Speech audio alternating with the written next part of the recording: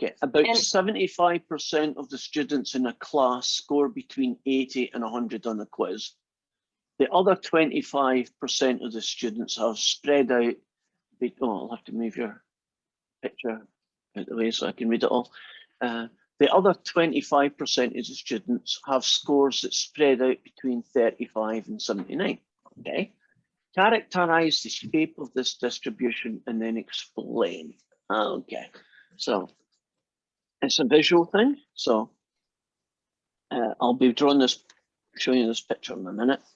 okay, perfect. But and so the data would be stretched out more towards the large values, right? Because there would be more of the large values. yeah. Yes, you're correct, but that's not how we name things. Oh. Skewedness is not where the main hill is.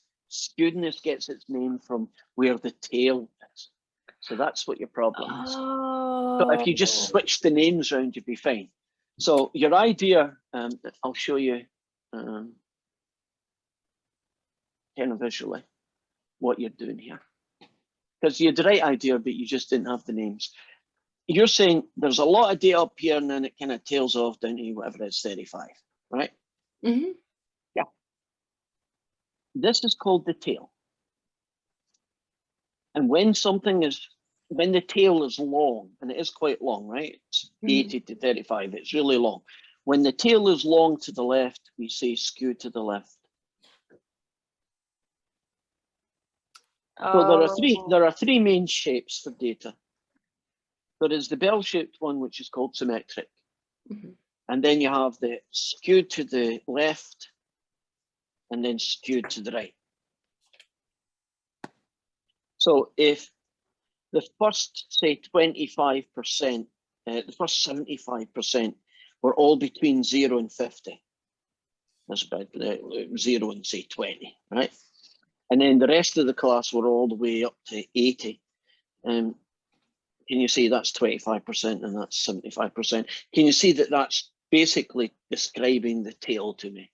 And it's tailed off to the right. And so that would be called skewed right in that question.